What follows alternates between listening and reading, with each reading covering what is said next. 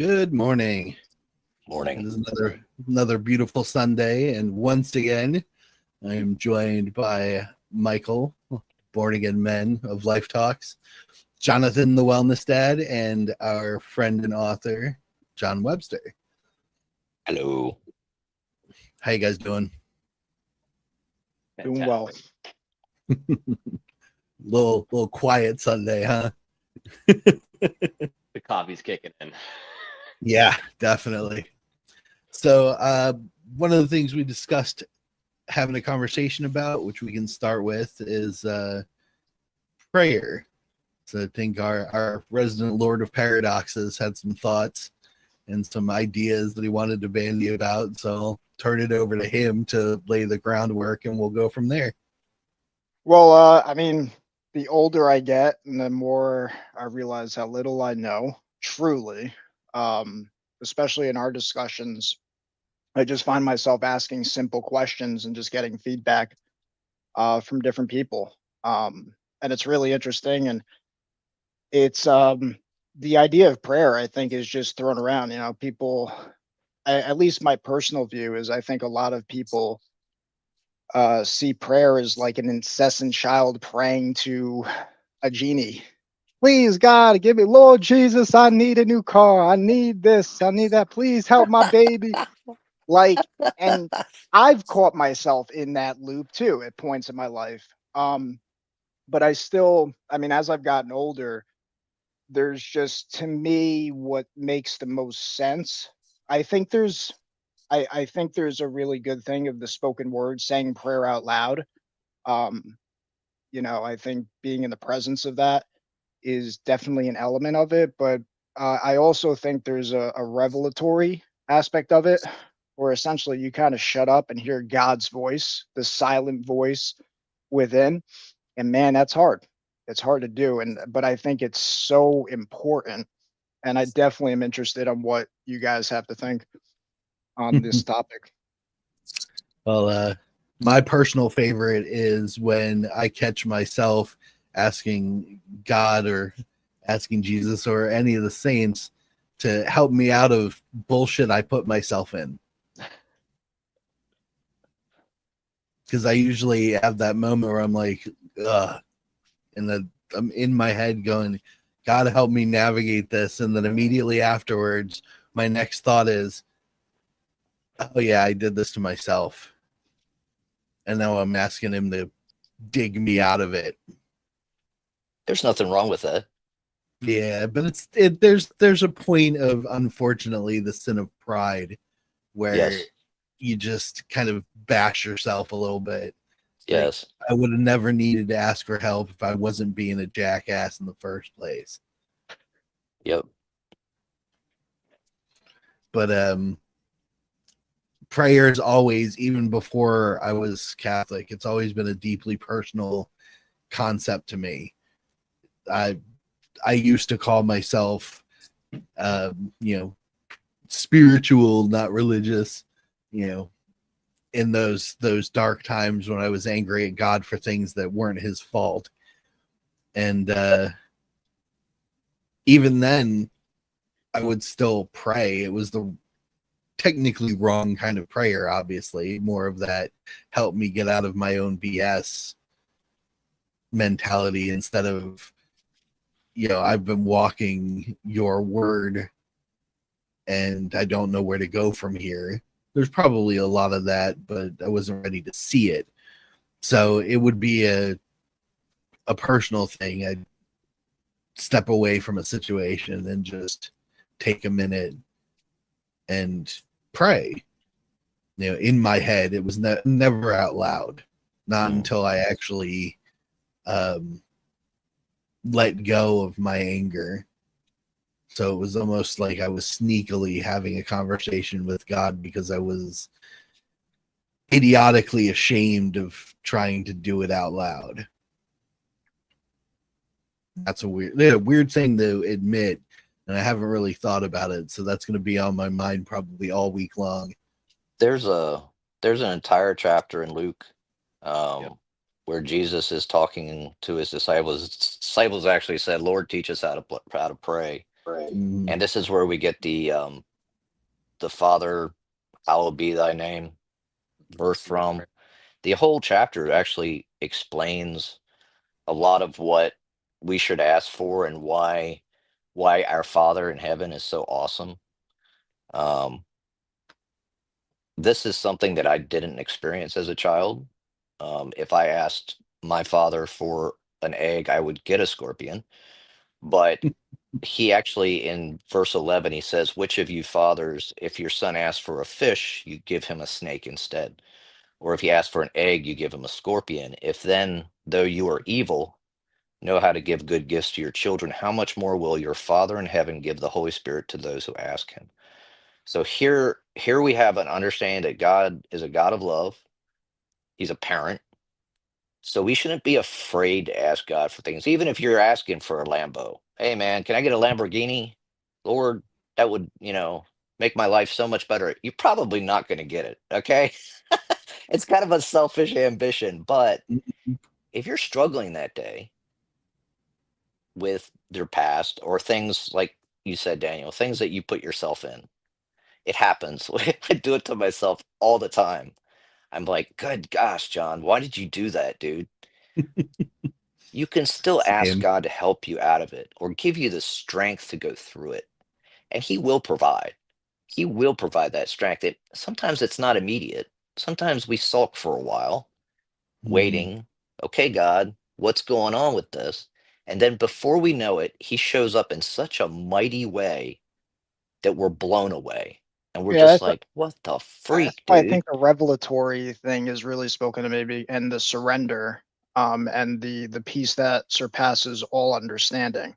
Yes. Mhm. Because I think when you're in that sense of peace, you can, like Daniel, plenty of situations I put myself in, where I'm like, oh God, get me out of this, right? But the just kind of shifting into peace is like shifting into that gear and surrendering um gives you, it's like it comes just like that versus thinking like, all right, it's like having a checklist. What do I do to get out of this? It's like surrender and then you'll see, and it's Hmm.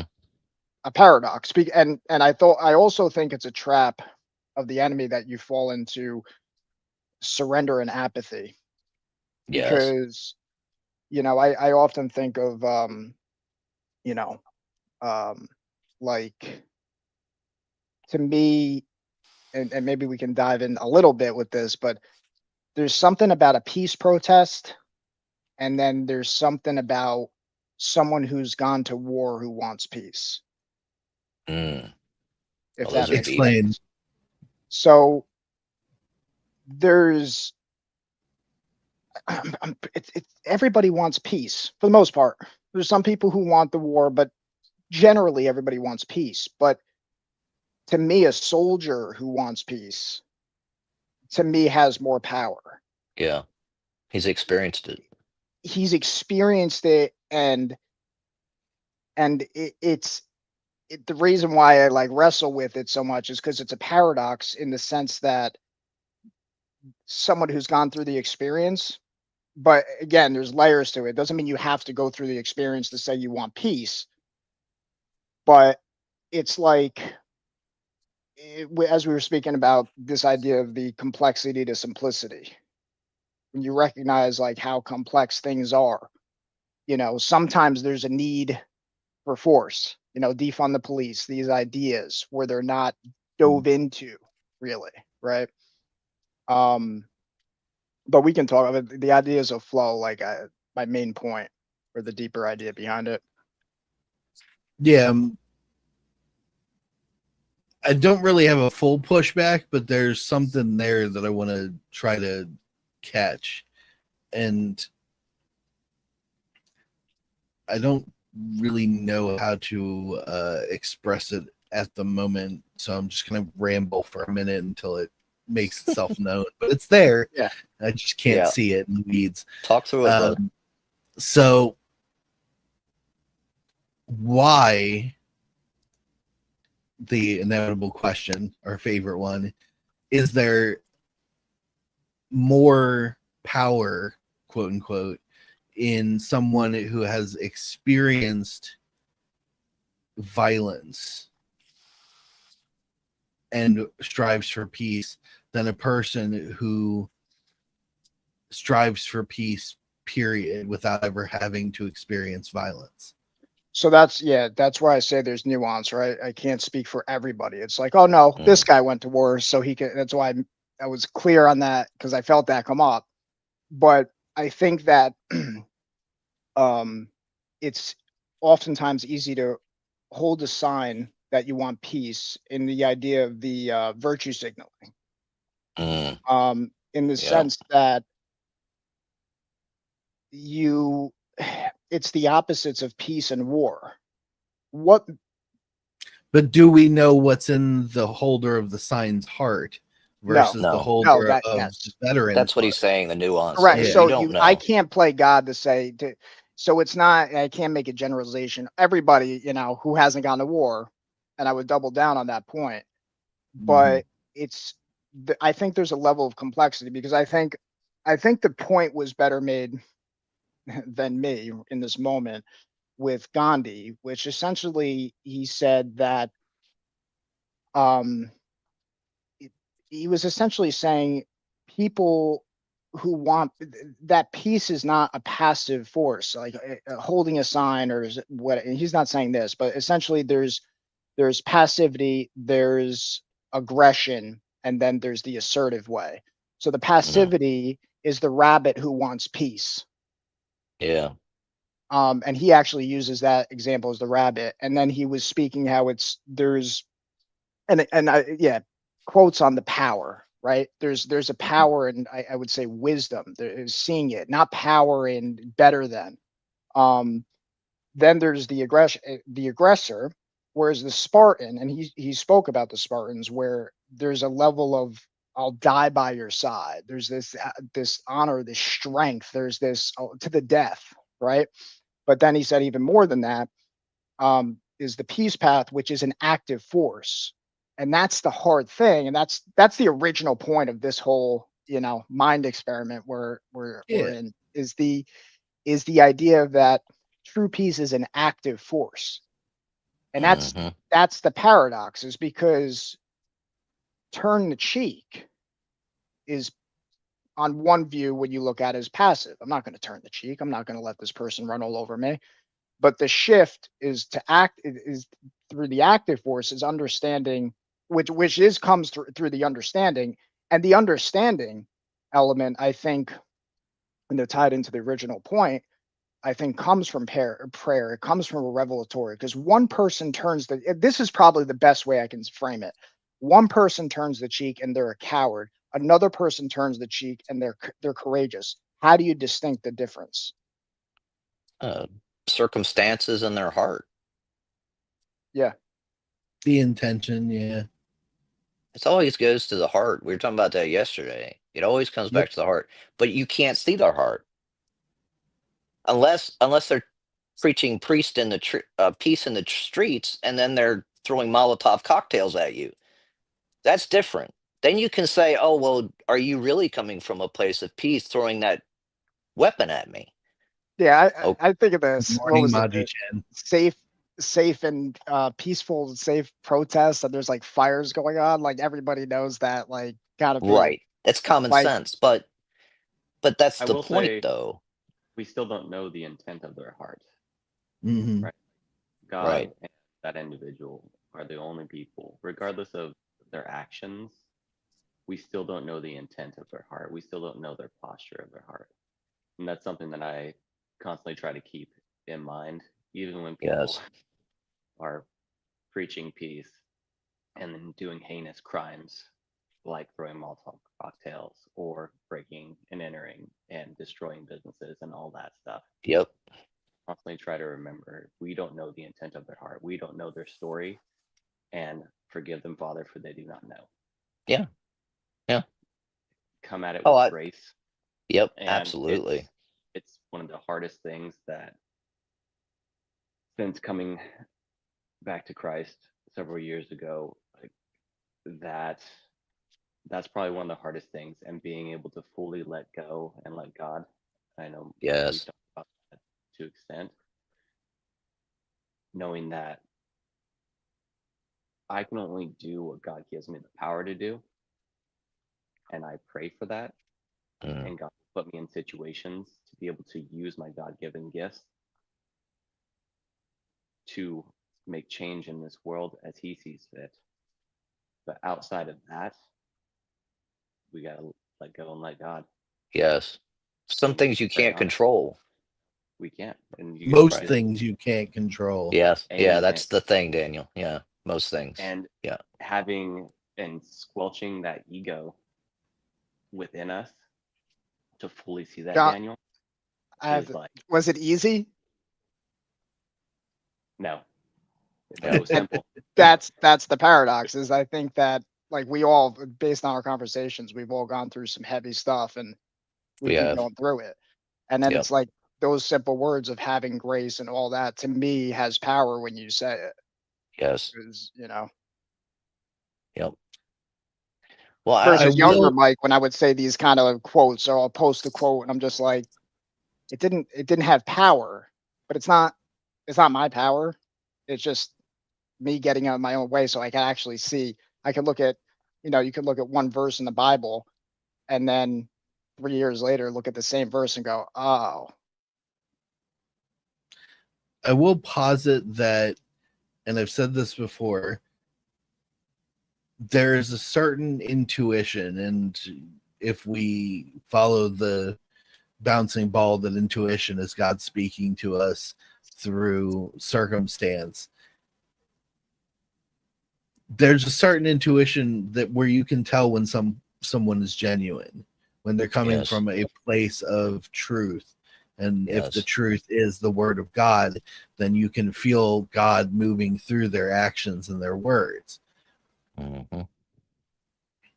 So maybe that's part of where you're finding your paradox at, is that there's a large group, and John and I were kind of brushing this topic a little bit before we started the live stream. In a mob situation, Yep. the going by psychology, if you really want to get in that, the pack is moving based on the quote unquote leader directive. So they may not even know why they're doing the things that they're doing, other than I want to be part of the thing. Yes. And that's not genuine. That's not Yes. truth. Nope.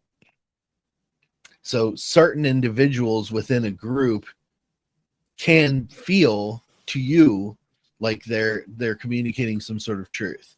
And other individuals within that group can be throwing Molotov cocktails and not be genuine about it. But we as people, humans, some of our physical systems translate to our brains as one entity. A group is not a group of individuals. It's one large mass coming at us.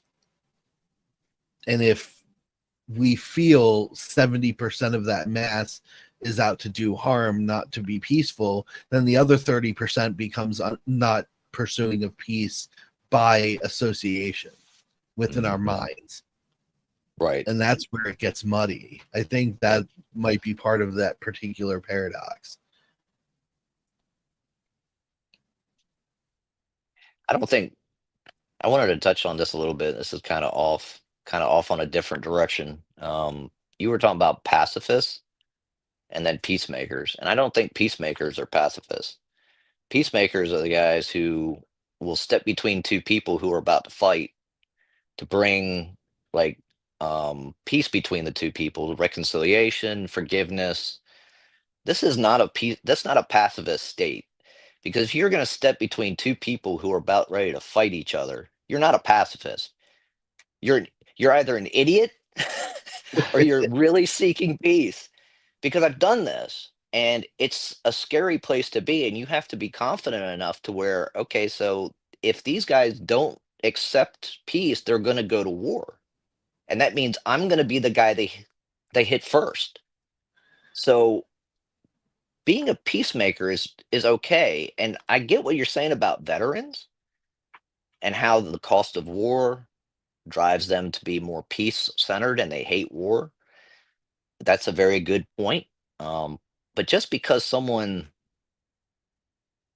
doesn't want war doesn't make them necessarily a pacifist. Pacifists don't fight. They don't want. They're the rabbit we were talking about. The rabbit that sits there and says the Gandhi thing.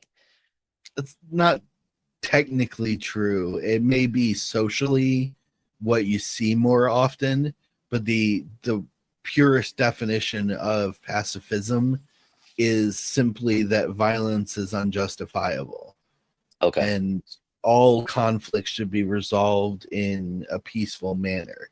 So Mm. a pacifist can be a peacemaker. Some people may use pacifism in a, for lack of a better term, erroneous fashion, which I'm not could be talking about the technical term. I'm talking about yeah, people who are cowards, who right. don't That's want what to I fight. mean. They run away from everything. They're not confrontational. I was like this as a child. I was a terrified little child, ran away from everything. That's the type of pacifism. I'm talking about the type of pacifism where you allow someone to beat on you. And there's the apathy that Michael brought up earlier. Yes. Yes. That's an apathetic stance. Yeah, and to Jonathan's But point, how's their heart, peace, right? And you It's you their can heart. test it. Yes. yeah, a Yes. peacemaker would not fight off the two people trying to attack each other, but would stand in between them and take the strikes of the two until they calm down and were able to resolve in a peaceful fashion. That is, I believe, the strength that you're talking about, Yes. to stand up against the Yes. It's the active element, and the active element doesn't mean like, good morning, Queen. it doesn't mean that you go to I'm willing to go to war, and it's like there's so many pieces to it. What it Yes. means is that the active force is that you're willing to fight. Christ fought, but the element that is that prayer and wisdom comes with is to what end. And I think one part of that is Gandhi, like which is a great movie from back in the day. Like I highly recommend it. There's an element where he's speaking with all the people and he's like, "Their laws they're making. I will kill any man who comes in my house." And he goes, "I am also willing to fight, and I'm willing to die." And there's the quote, "I'm willing to Mm. be I may be tortured, I may be, imprisoned, Mm-hmm. but then they will have my dead body, not my obedience." And Right. he says, "I am willing to fight and die, but I am not willing to kill," like something along those lines. So he's willing to fight, just not as the world fights. And the Mhm. fighting can be very different. It could be as simple as, "Hey, you know what? This isn't the time to argue with this person. Maybe this is a moment." The active force is asking a question. You know, it's a simple question, the childlike question that reveals why they're there and makes them think deeper into, hey, you know what? Maybe this peace protest is a political peace movement that we've been captured in, or whatever it is. Because there's so much noise. And I think it was a very good point, which I noticed as well, is that you have, and I'm not going to get too political here, but let's say you had a Black Lives Matter movement or a Trump movement, and within that movement, here's all of these different characters here with all different motivations and reasons why they're here. And from the from the foolish eye, the camera that wants to paint the story to blanket everybody in that, they're all in this group. They're all in this group. And to have the complexity and be like, no, there's all different people from all different positions, and to see through it all is the complexity factor. Yes. Like for example, when Christ said he was without sin, cast the first stone, he was able to see the complexity and know that, all these different people who are looking to judge or whatever, that what the one simple statement that you could say in this situation disarms everybody. And it's things that like, if he said something else like, "Hey, you can't throw that stone," and pointed at one person, then it didn't have the same effect. But it also had to be confrontational. Yeah. I think that's the crux Yes. of the difference. Whether or not you're willing to be confrontational in order to resolve a situation peacefully, or whether you're going to be passive and, in essence, as John said, cowardly. Our queen, Rebecca Snow, hopped in and she said, oh my gosh, yes, the pacifism versus aggression argument. It's not meant to be inaction versus action. It is a tool for justice. Justifiable homicide in defense of innocent life versus love in defense of life. It's a very good point. And I think that's what we're just coming to realize is the differences in non-confrontational versus confrontational. We see the non-confrontational as the cowardly and the passive, the rabbit. But those who are confrontational enough to stand up and place themselves in the moment in order to resolve it in as peaceful a fashion as possible, and recognize, which I think, to Rebecca's point, recognize when peace is not an option. Yes. That's the bigger one. She even goes on with another paragraph. When your action does not defend innocent life, it's not the will of God. There is no holiness in allowing criminals to kill innocents, just as there is not holiness in hair trigger violence against any who offend. It's exactly the point I was just making. Yes. Everyone needs to recognize that peace should be the first goal, but in this sinful world that we live in, sometimes you can't reach that goal. You can try your hardest, but like Christ, sometimes you have to act, and you may have to act in a more confrontational manner. Just don't fall into the sin side of wrath, where it becomes murder. I think, like you were, talking about with what he said, he's willing to die, not willing to commit murder. It's not murder if the other party is irreconcilably incapable of stopping their aggression. It's like an animal, unfortunately, and this may offend some folks, but I'm going to go into it. If you've got a starved beast coming at you and it wants to eat you, which means you will die, your only course of action is to survive yourself by destroying it. Yeah. You can try to trap it, but if the trap fails, then the only choice you have left is either let yourself be eaten by the animal or remove the animal from the equation completely. There was an X thing I got involved with that I probably shouldn't have, a few days ago, where there was a guy talking about self-defense, and that if someone came into their home and they would kill the person in self-defense. And this is a very political thing, but I don't think so. I think it's about survival.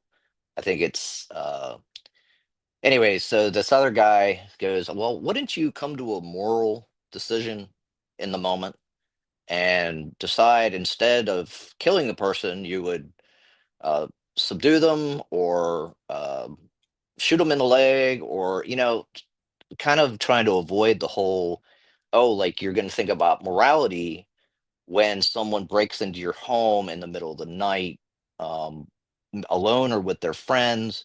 You're going to be reacting with your adrenaline and your instinct, which is survival, and it's to protect the people under your care.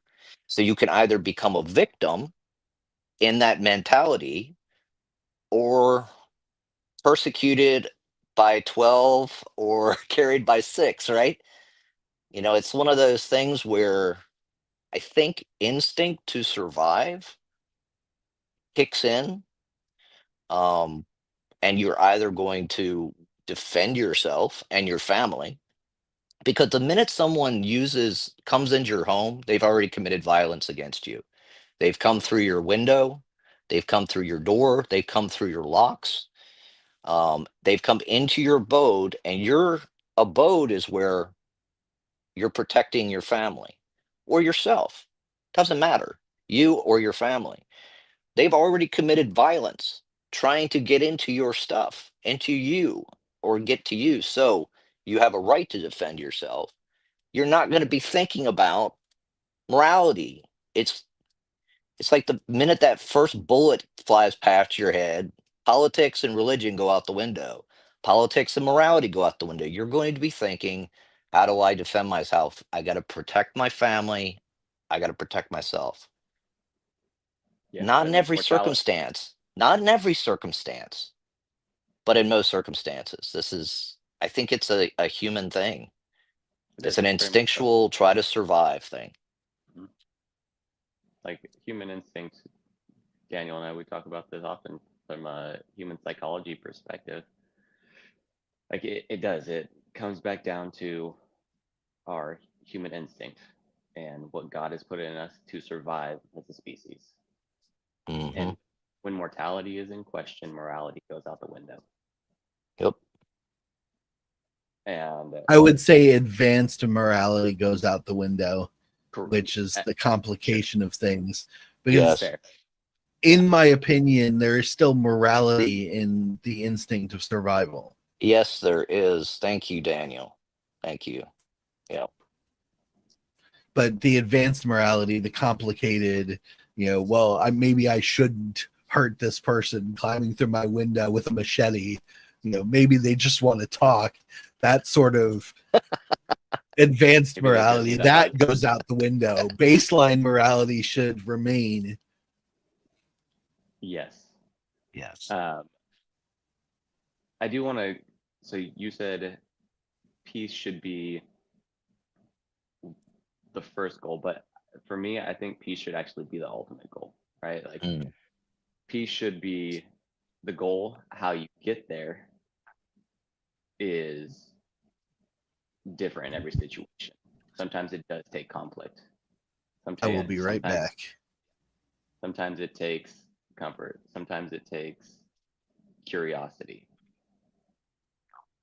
But ultimately, peace is the goal. How we get there, action versus inaction, is different in every situation. Sometimes it does take flipping the tables.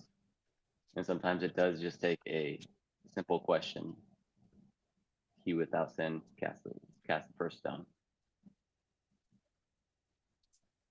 I mean, if we're Jesus going very out much- looking to fight somebody, if we're somebody who's controversial and we're constantly egging people on to fight us, then we're coming from a bad place. Anyways, your intentions are clearly misgiven. Like, I'm not saying that you can't be controversial. What I'm saying is, like, if you're going out to a bar every night and picking fights with people at the bar, you can't sit there and justify yourself blowing somebody away, in self-defense because you're the aggressor. But if you're somebody who's just sleeping in your home and then somebody breaks in with a machete, they're not there to have coffee and tea with you. They're there to rob, steal, or kill. And I think it's okay. It's more morally okay to defend yourself. I don't think God would condemn me for that. Um, it's an act of self-defense. You're defending yourself, right? Does that make sense? Am I Yeah. wrong here?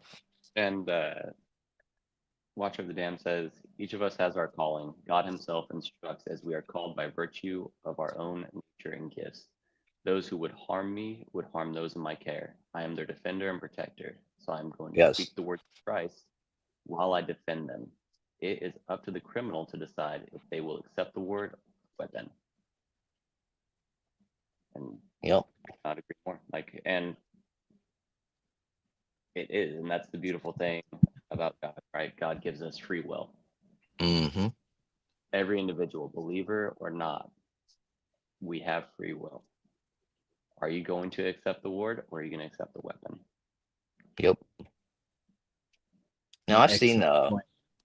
I saw a video a few years ago where there was a woman working in a store, and there was a customer, and then a guy walked up and put a gun in their faces, and the woman goes, I renounce you in the name of Christ, demon be gone, or something like that, crazy. And the guy dropped his weapon. Didn't drop it. He just kind of lowered his hand and he left.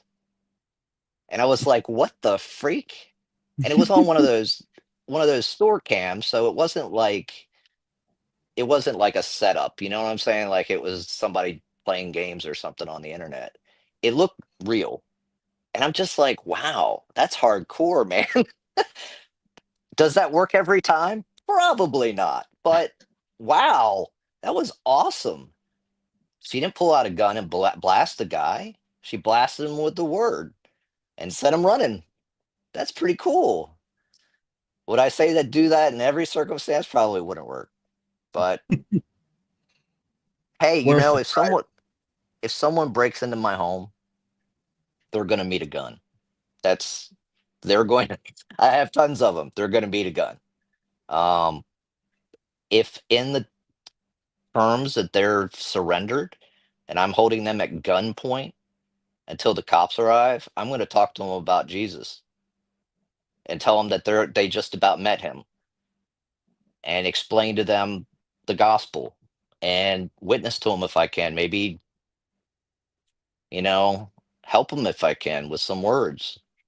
But I'm not necessarily going to blast somebody just because they come in the door every time. But if they're definitely armed, I'm definitely going to put them down. There's not going to be a second thought. They're armed, they're dead. But they're definitely going to meet the barrel of a gun when they come in, because anyone that comes in my door is definitely going to be face to face with eternity, right? In self-defense of my wife and myself. That's just the way it is. Correct me if I'm wrong, but I don't remember there ever being a statement in the Bible of you not carrying or even say drawing a weapon to defend yourself. Well, we think about warfare. I always go to the Old Testament. Standing your ground. David didn't let Goliath beat him to death. David stood up and killed Goliath, right? Mm-hmm. He stood on the word of And there God. was He no- stood. There was no choice at that point. Is in direct conflict. Yes. It was And the either sling- surrender. Yeah, and the sling is definitely a weapon, and he did put a Mhm. rock in it, so he was Yes. fully prepared to do Yes. so. And he was very good at that sling, man. That's a master slinger. Is that what they call them? I've seen some videos of people using those things. They can be pretty deadly. Yes. Yeah. Very accurate and very Jersey- deadly. Jersey James said, according to Catholic doctrine, the commandment is "Thou shalt not kill." That is correct. Yes. And That that is comes from the heart. Yep, that is the letter of the word. Jesus said it. If you hate someone, you've already killed them in your heart. Mm-hmm. That's the heart. He always goes to the heart, right? What's your intention? Murder is an intentional thing. Defending yourself in combat, fighting in a war, or defending yourself in self-defense is not murder.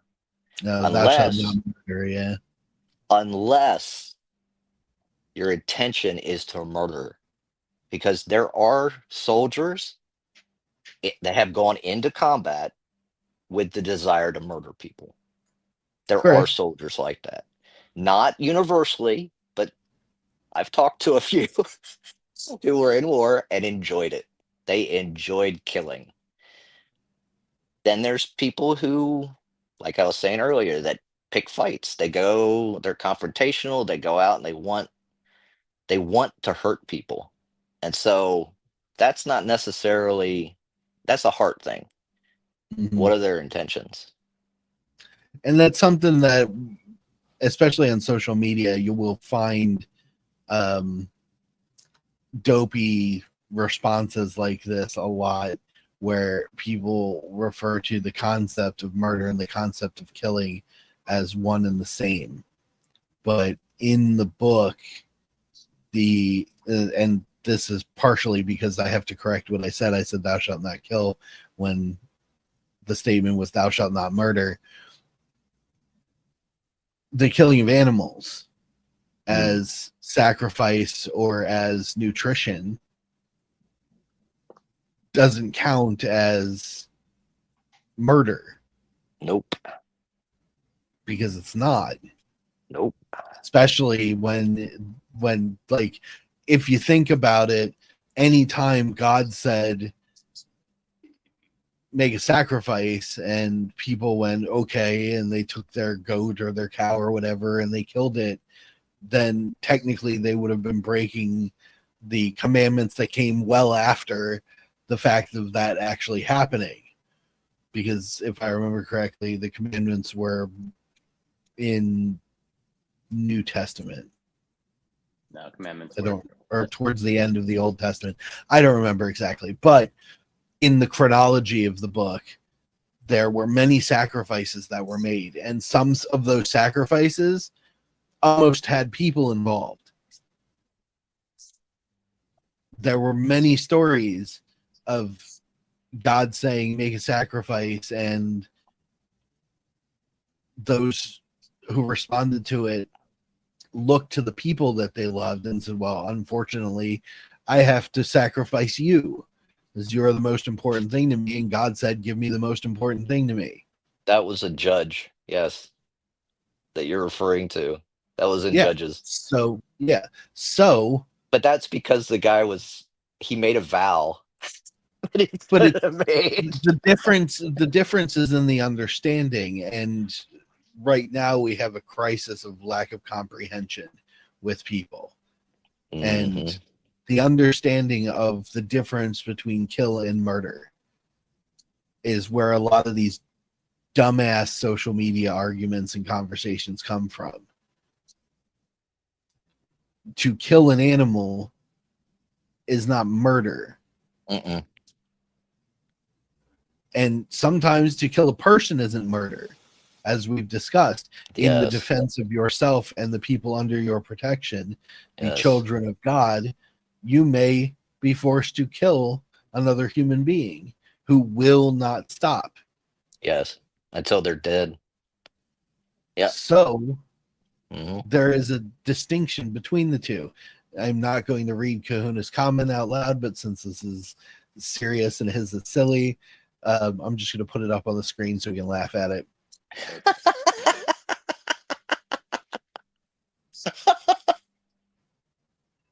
Oh man. All of my ancestors curse your name, Kahuna. Bro, my two, man. Come on. I got a bit of Irish in me too, man. Oh, that's funny. I think a lot of Yeah, conflict though, and well, not conflict necessarily, but arguments come down to understanding what words mean, understanding where people are. Mm. Like it's a mist. And I took this class, it's called Crucial Conversations. It's based off of a book. And one of the main points that I took away from it was like an 8-hour class, but it was just for me it boiled down to what's the story they're telling themselves and what's the story I'm telling myself Mm. about said situation. And instead of internalizing that and just say, well, this is what's going on, I know it, you verbalize it saying, hey, this is the story that I'm telling myself about what's going on right now. Yes. Is that what you're saying too? Yes. And then they'll tell you their story about what they're seeing in the situation. And I almost guarantee you that the majority of the time, the story that we are telling ourselves and they are telling themselves It's different. completely different than what we had in our mind. Well, it's empathy, man. That's something that I constantly try to think of in many situations, because I'm in healthcare and I deal with a lot of people in very stressful situations, and Yes, That's- you do. That's also the complexity and the simplicity, right? Because Absolutely. like if you become essentially like a reporter, and I think this is where a lot of people get lost, including myself for a period of time. You go into the rabbit hole. I think you have to go into the rabbit hole a little bit. You just can't go all the way because it doesn't end. If you go Yes. enough into it, you ask more questions, and then at a certain point, you can find wisdom like serenity prayer. What's in my control, what's not, and then completely letting Yes. go of it. And then when you say a simple statement like, well, nothing you can do about that, so why are you going to worry about it? You can say that Exactly. with conviction versus something where someone's wrestling with something that they can change, Yes. or if you're talking with your example, like a perspective on something, a story, I think leading with questions, because ultimately people ultimately have to choose how they want to see something. And if they don't want to see something a different way, nothing, we've all hit those conversations where nothing you say is going to change them. And I think if your position is genuinely right, which in your heart is right, and that's hard thing for the ego, really, I think asking questions is your ultimate power. Just like, so what do you think about this? And then leaving it be. Because if you genuinely are right, you don't have to force your view on anybody Exactly. because you're right. And that's the hard part. Especially I think of it, I think of it like God. I think of it, I'm not a father, but as you guys being fathers, right? Like if you're right with your kid, what you want in that moment is, even though we may fall, is you want them to see it. So that's where the moment becomes just like, well, trying to find the question that might hit that light bulb, that they can see it.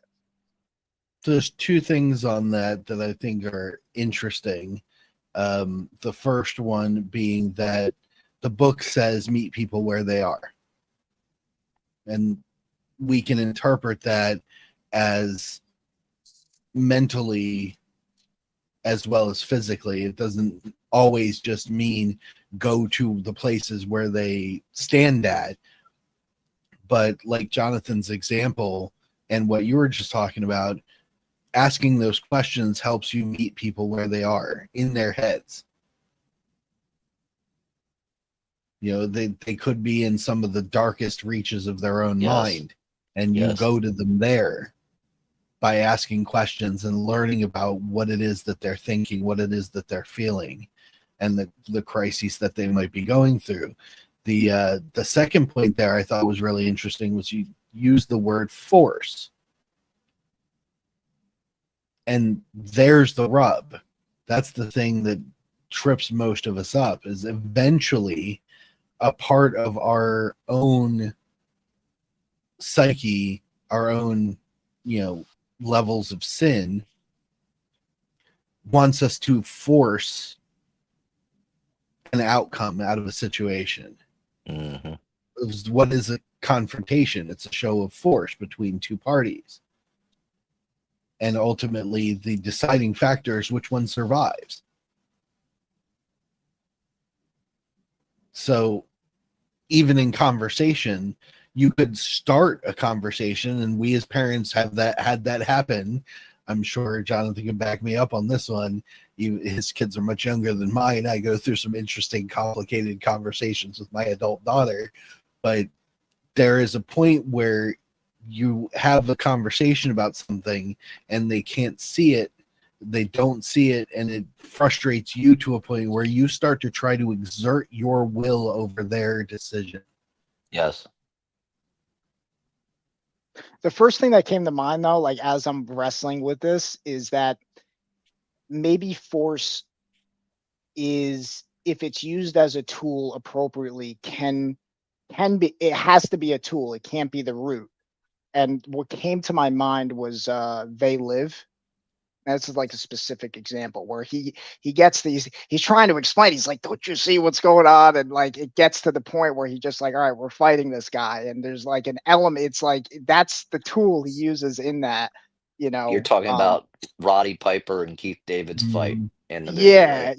yeah. So Yeah. that's where it's just like, and it works out where it's just like you know, it didn't, nothing else worked. But like, for some reason that popped in my head because like, that's an element of where, you know, then that worked, you know, everything else didn't work.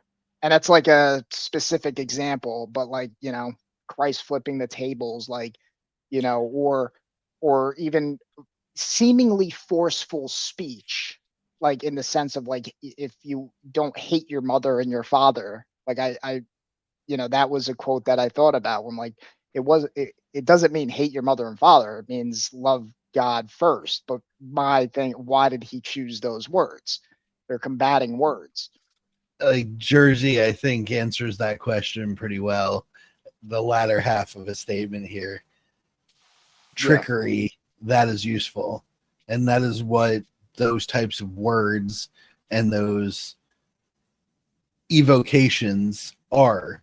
They're meant to trick the mind, Mm-hmm. to Not in a divert negative off standpoint. of something. Yeah, No, I not wanna- necessarily.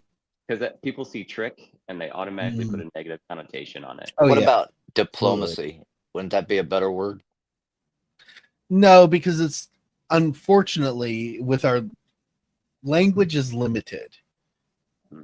It always has been. It gets more and more complicated as time goes on, but it still limits the ability for us to communicate information to each other. Mm. What it is Toxic influence. manipulation. It is manipulation flat out. If you use words to That's diplomacy, though, isn't it? if you use well sort of, but if you use words to change a person's mind without their full understanding of what it is Yes. that they're doing, that is manipulation. Oh. That is trickery. Mm. Diplomacy can be manipulation and trickery because it is one of the tools, like Michael said, it is one of the tools to do that.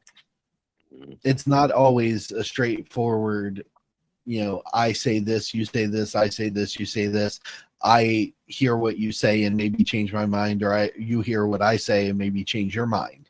It doesn't always work that way. And Right.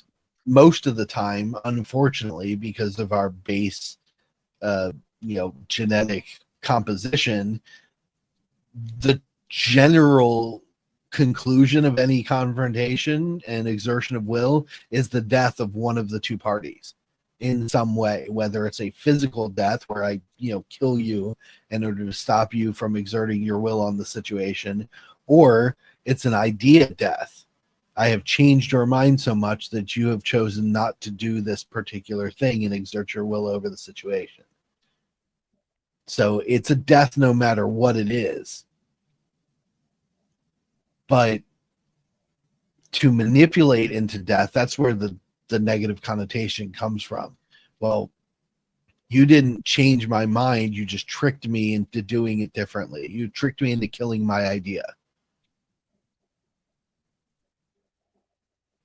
And that's where that negative connotation comes from.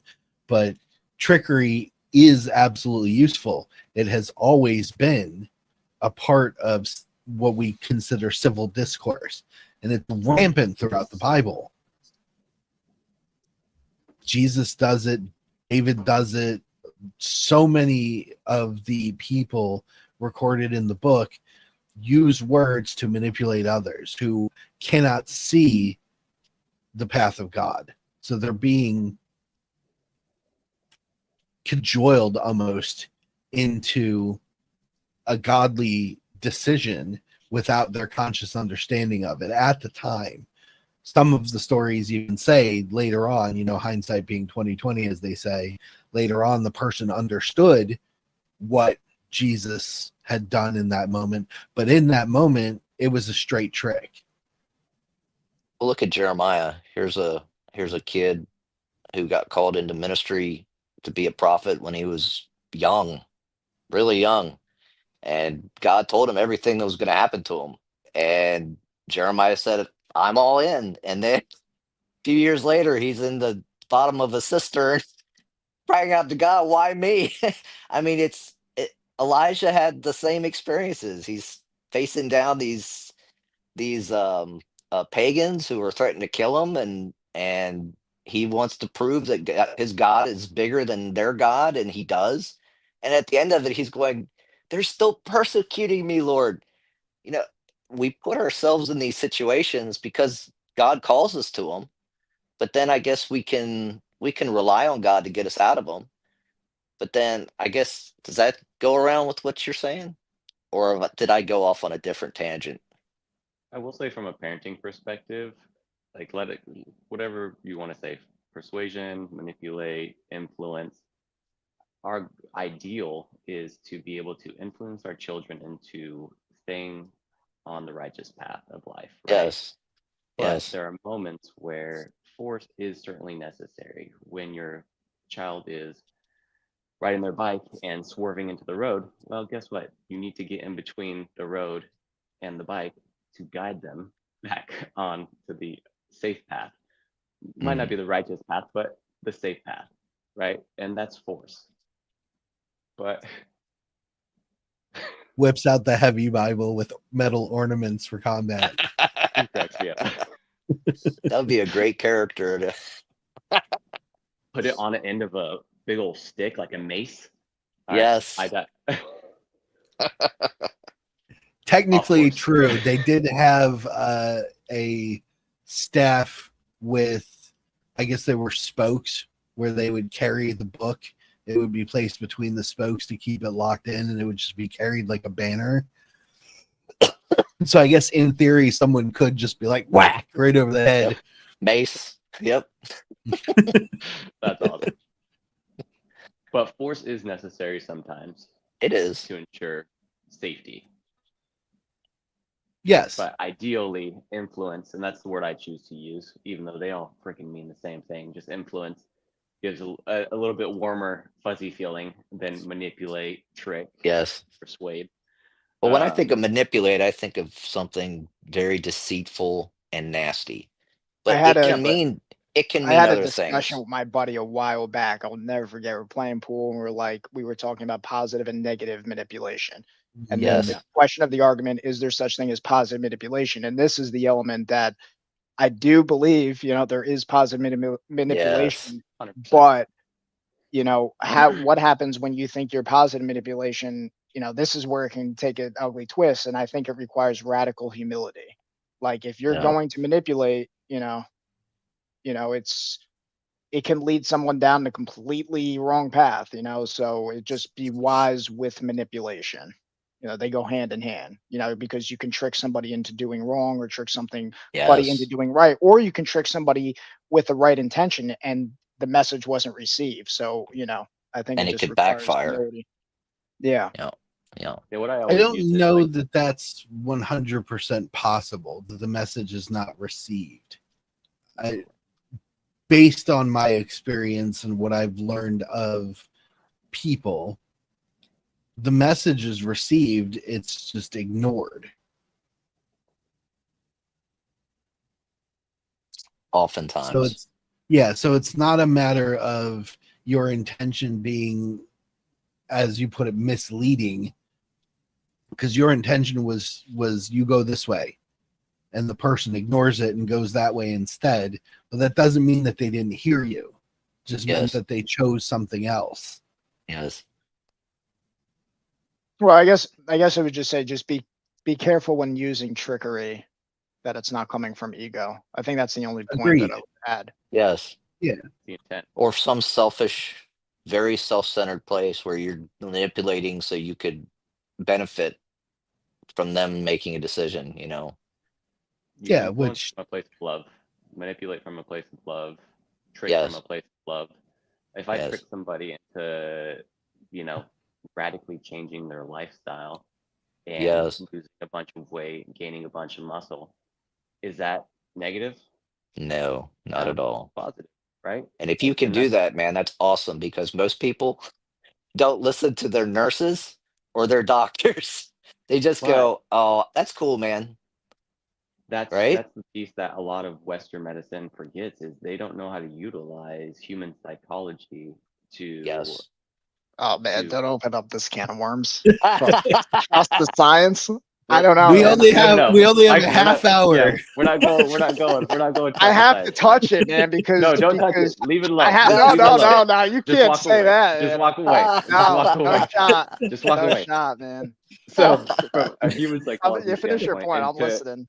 into making positive change, lifestyle changes, wellness changes, whatnot. Um, that's the part that is a miss a lot of times.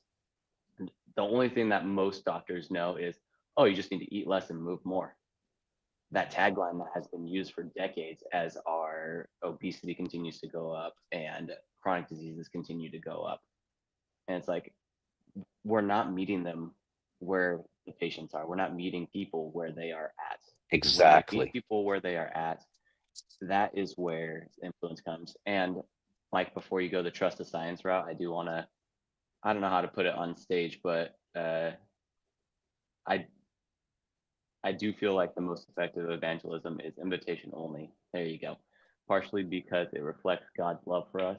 He does not force us, but he invites us to his kingdom and walk his path with. And that is meeting people where they're at and Yes. inviting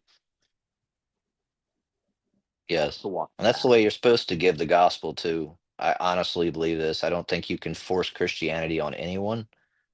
We're not Muslims. We don't feel like we got to force things on people.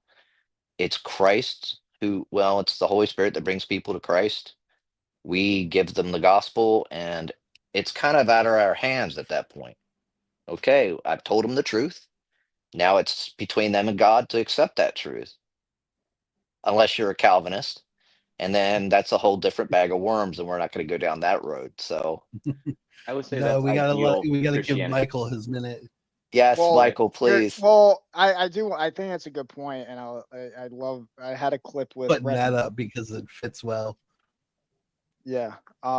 But I think Redmond had said something that your testimony is one of your most powerful weapons used against the enemy, and I think that's right. Amen. And if you're trying to convert somebody, or you're having a discussion where there's like, I don't buy all this, this stuff, then I've found that his strength is made perfect in our weakness. Therefore, we boast of our weaknesses. If my Amen. experience, sharing your experience and how much it's screwed, how much you've gone down the wrong path, and and then Mhm. using that as a tool, Yes. and saying, and this is what worked for me.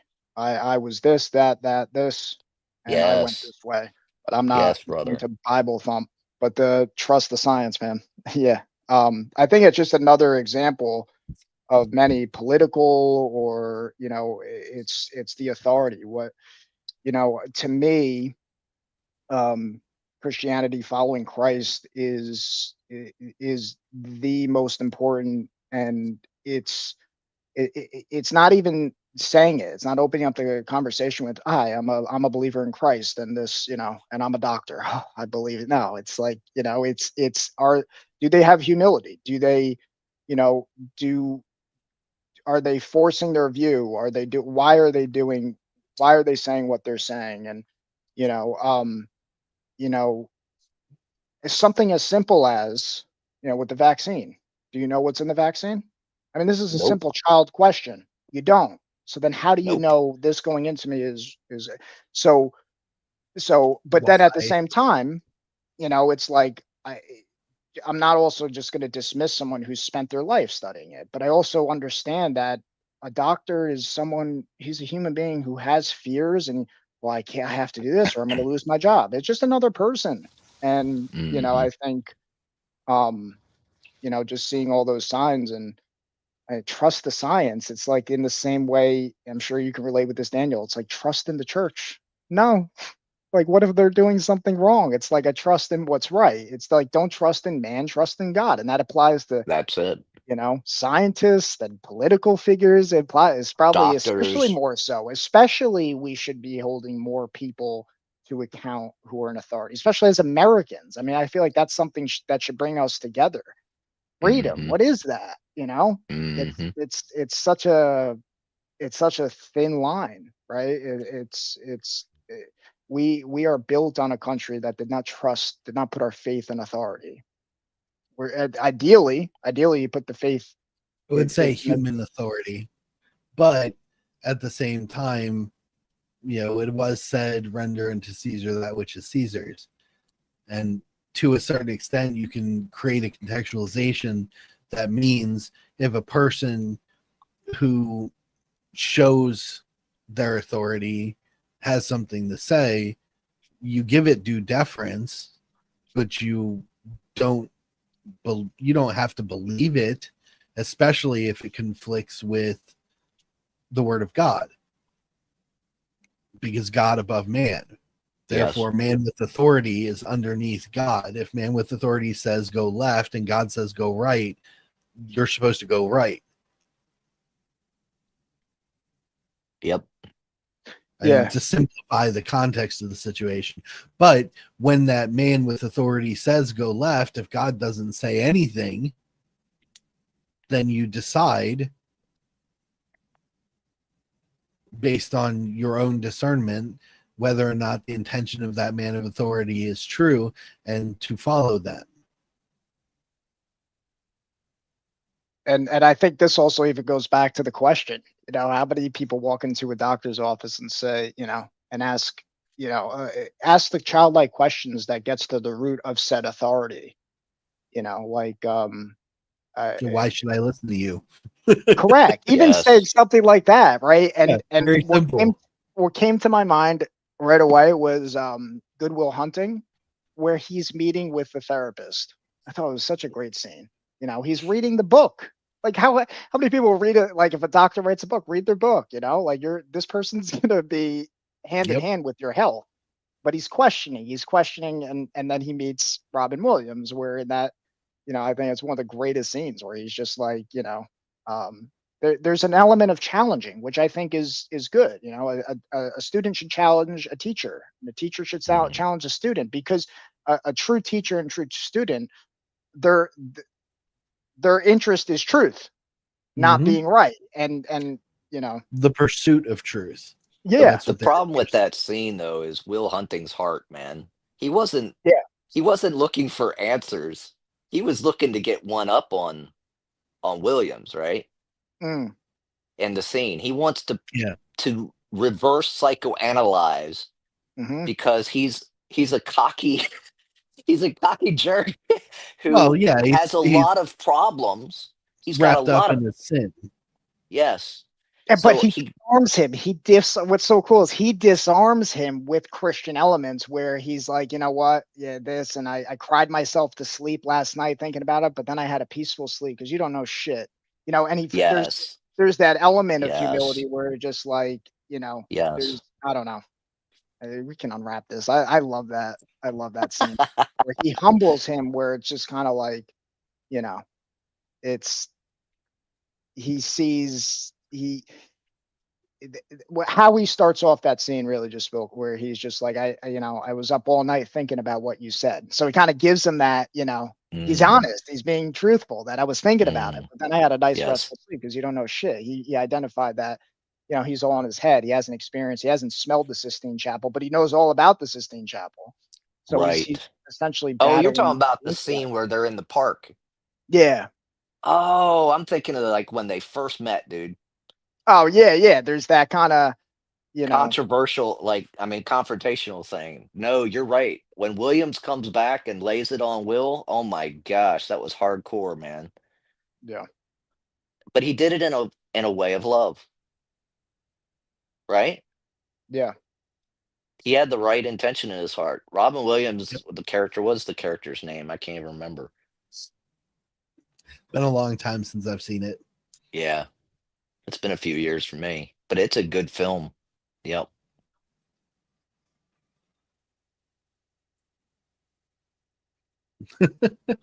Sorry.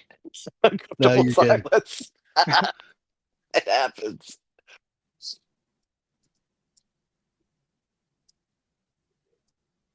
Yeah. I gotta hop off for church, guys. I'll see ya. Okay, Jonathan. Have a great day, man. Hey, Jonathan. Thanks for coming, John.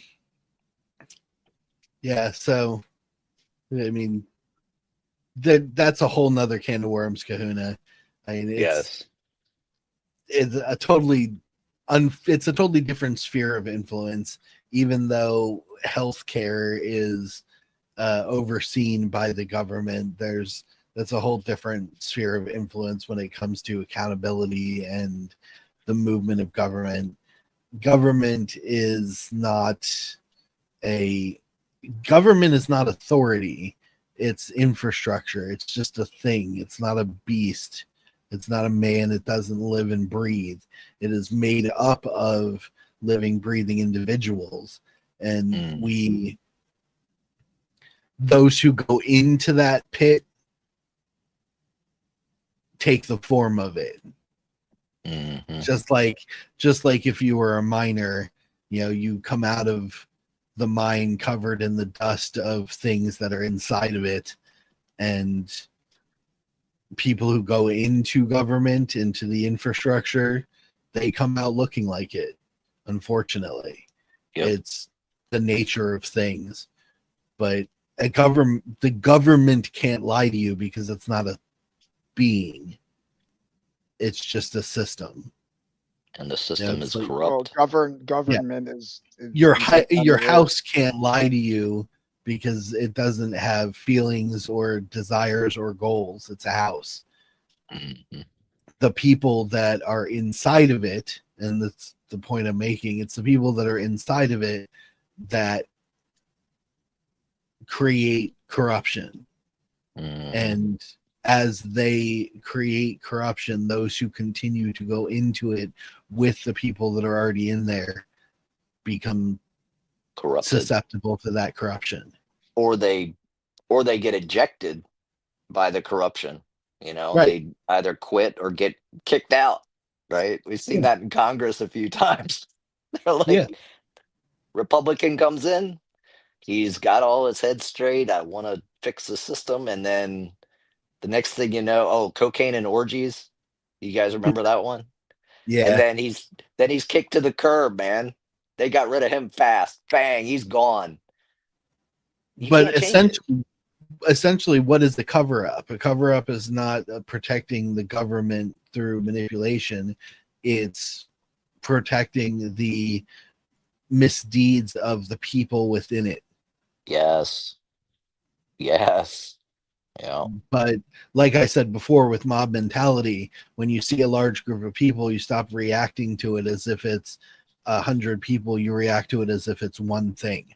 Yes. One really big It's thing. a mob. Yeah. Yep.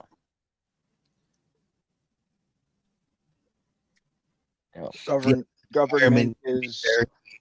He said environment is more powerful than willpower. It can be. It certainly is, in the regard that there's a higher likelihood that your environment will change you than you will change your environment. But one of the major points of the Word of God is God made our environment. And if we treat it as God intended it, then no wrong would happen. Right. So if we exert our willpower, our free will, as granted by the unfortunate circumstances of the tree of the knowledge of good and evil, we have the capacity as individuals to become a one large entity that treats the world as God intended it to be treated. Yes.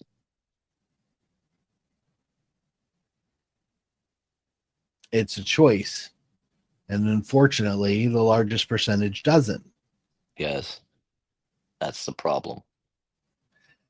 It is, but it Christ isn't. returns. Yeah, well, again, we go back to the Serenity Prayer. Is it our responsibility to try to affect the entire planet that God created? No. I don't think it is.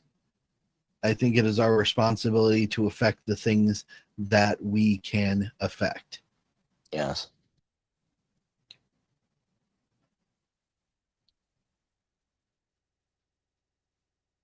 Yeah, we can't force everybody to think a certain way. Michael's got a pensive face on.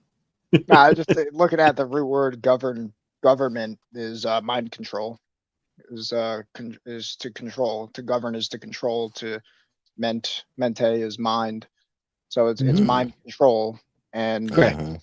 you know, I think people who truly say trust in God first, not the government, is just a breaking off of if you had everyone trusting what is right, government would be a good thing, because essentially when government says this is how we are going to, because we need to control, there's an element of control, right? And I would put it as discipline. Disciples of Christ were disciplined, and they're disciplined people. It's built into the word. We're going to be disciplined. We're going to be focused on what is true, not how we feel. That's one of the cores of it. And when you have a population that is not disciplined, then that government can make rules. And then if enough people follow those rules to be good rather than to do what is good, and if government is making good laws, follow those laws. But I think it was one of the forefathers that that says that not following bad laws is a good thing, essentially. It's the core of the quote that is said. So the- where if does you were to let God control your mind, what would your life be? In your opinion? that's true freedom. Yes. But then But- also Yes. God would be your government. Yes. Yes, correct. That would That's be like okay. the essence of good control, right? Because it's That's like a when good people say control. they want freedom. Sometimes people will, as myself when I was younger, freedom means do whatever the hell you want. But Mhm. true freedom has that element of control, where it's just like, Yes. no, you have to be disciplined. Do you want people to do whatever they want? And you know, I think there also is an element. There has to be the freedom where people have to willingly make the mistake so they can come to the right way. Because I wouldn't want, you know, Well, that's when I was talking about libertarianism. You want freedom, freedom from government or whatever or control, but it's do no harm. That's part of it as well. You can't separate the two. So you want you want to have this great government, you want to govern yourselves, you want to be able to have ultimate freedom, but then some people do that the wrong way. They want to control other people. They want to force them into morality. You see that in some dictatorships that are, or not dictatorships, but um, theocracies, where religion is the head of the state. And even though people are driven towards morality, they sometimes they do it with what? Violence, force. They force people to do things the way that they want done. And that's not that's really not the right way of doing things. True Well, freedom is is that go ahead. being in communion with the word of God to exert force over others? No. Well, then Not then that necessarily. theocracy is flawed. Right. Well, I'm thinking about like Saudi Arabia, Yeah, well, it's right? essentially the same thing when you boil it down. If God is your government, then any man speaking the word of God is underneath the actual word of God. But that's not how theocracies are usually run. Right. Theocracies are run by a group of people who think they know the word of God, and if people don't follow it, then they force it down their throat, right? And they Yeah, so force them into conversions. they're trying to subvert God Yes. yeah, and that you From have the Rome. words, and the put words man is before him. it's the words and the spirit of the words. That's the Yes. discernment that's required from the people, because when they pass the Don't Kill Puppies Act, my ears go up, right? Yeah, who the hell would, you know? Who would kill a puppy? Right? Bad people. Yes. No, there are people that do kill puppies. Yes. Then they'll have Oh, one well, thing that says don't kill the puppies, and then we're also sending $50 billion here for your safety, you know, back. Yes. and all this other stuff. And then they'll say, well, this politician voted against the don't kill puppies act, and then everyone, this, That's negative manipulation. Yes. It's manipulation for personal design. Yes. Absolutely. It's an evil world we live in. It is. And the system is corrupt, guys. And it's definitely, I always revert to the serenity prayer. This is out of my control. I can Yeah. vote. I can get involved with local politics and try And to that- support that's- the right people. that's how you change the world. You change yourself. Yes. It's a childlike Yes. statement, but it really is true. That's how you change it. Yes. Because Yes. the governments are corrupt because we're corrupt. It's Yes. like George Carlin's statement where it's like the people suck, and I recognize it within myself. Yeah. Me too, bro. Not all, not A bit everyone. more nuanced than that, in my Sure. opinion. In that, to change yourself is to change the world. It's actually, in my opinion, it should be my world, because my world is the world that I can affect. Well, we can change local government though.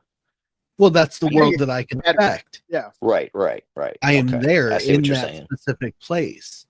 Right. And the things that I do have the capacity to affect the people around me, not the people in Japan, because they can't see what I'm doing. Maybe the people on the internet can see us having this conversation, hear our words, and it may affect some change to them, but they're within our bubble because they're here watching it on this channel or on Michael's channel. Mhm. They're within our world. But the people outside of our spheres of influence, the people that are not watching, change cannot affect them. Right. So to a certain extent, yeah, you could hope for the fact that you make a move and 10 people see you make that move and they think, oh, that's a good thing. So they make that move, and 10 people around them individually, then 100 people more, and then 1,000 people more, and 1,000,000 people more. You can hope that that'll happen, but you cannot actually make that happen. Yeah. No. It's beyond your ability to affect. I think that's also core in with the when you give to the needy, do it in secret. When you pray or when you fast, don't be, you're not doing it for that. As you practice doing that, then you naturally, or as I heard a good quote before, the people who change the world are the ones who change it without needing claim or ownership of it.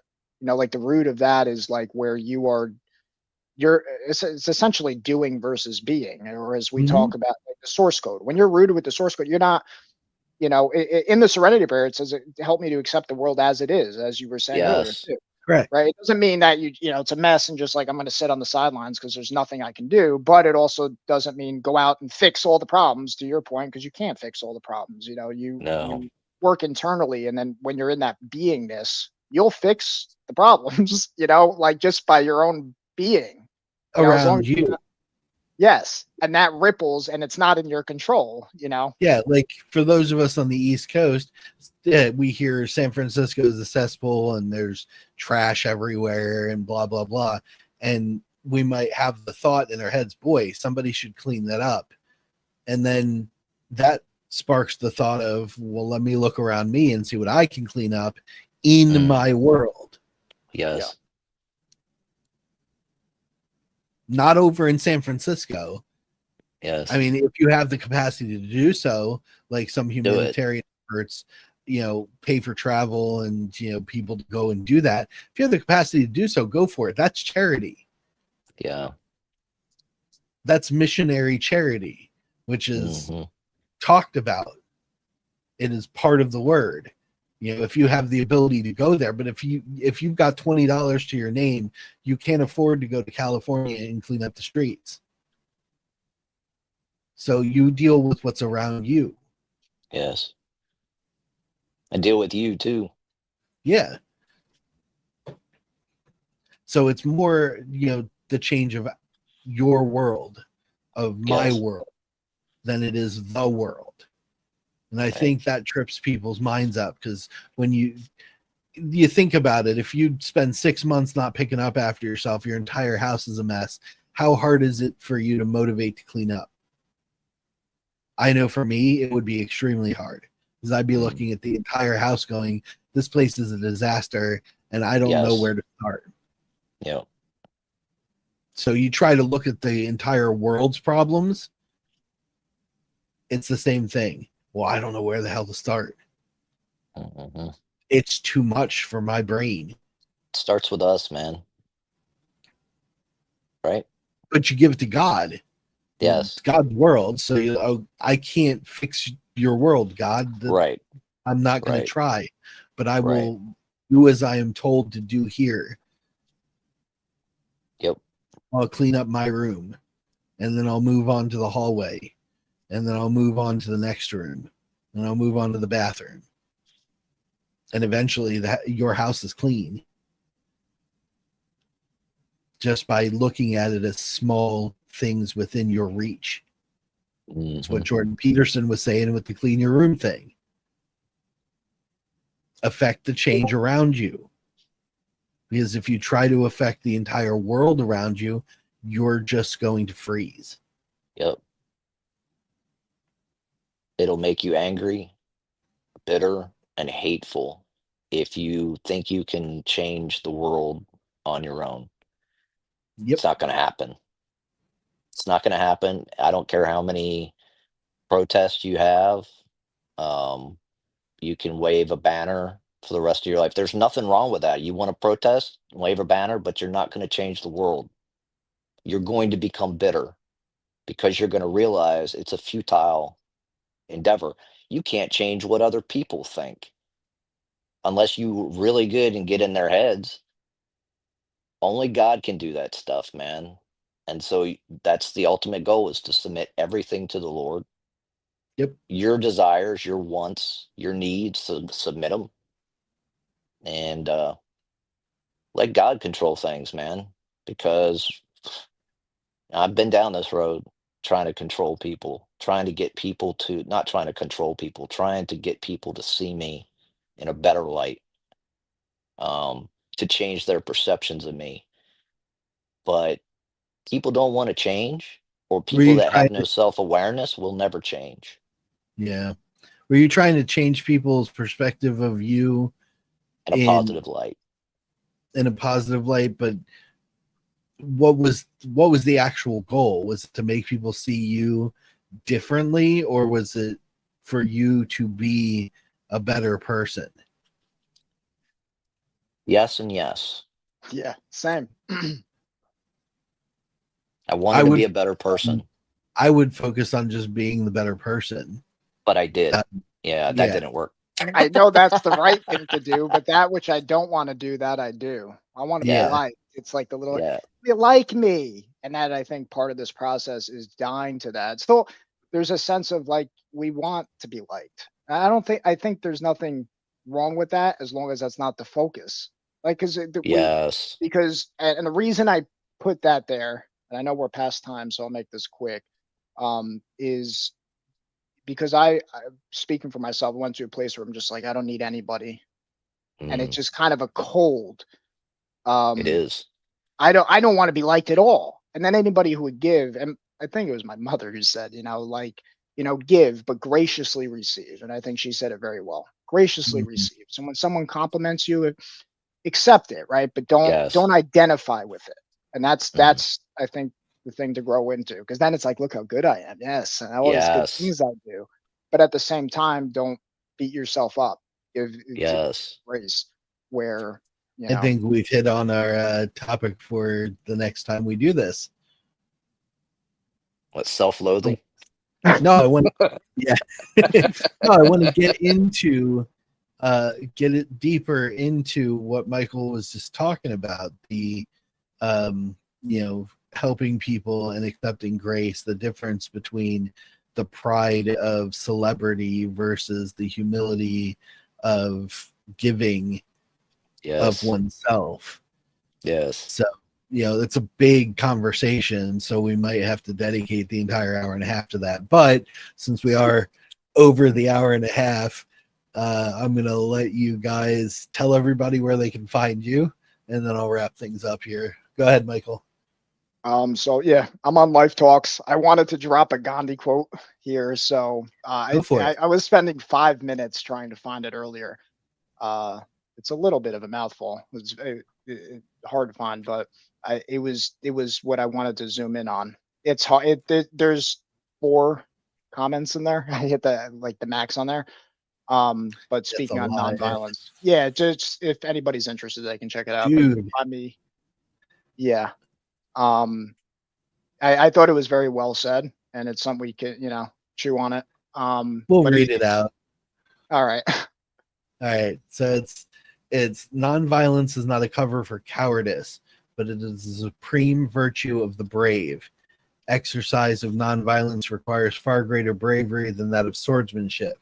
Cowardice is wholly inconsistent with nonviolence. True. Translation from swordsmanship to nonviolence is possible, and at times even an easy stage. Nonviolence, therefore, presupposes ability to strike. It is a conscious, deliberate restraint put upon one's destiny or desire for vengeance. But vengeance is any day superior to passive, effeminate, and helpless submission. Forgiveness is higher still. Vengeance too is weakness. The desire for vengeance comes out of fear of harm, imaginary or real. A dog barks and bites when he fears. A man who fears no one on earth would consider it too troublesome, even to summon up anger against one who is vainly trying to injure him. The sun does not wreak vengeance upon little children who throw dust at him. They only harm themselves in the act. It's true.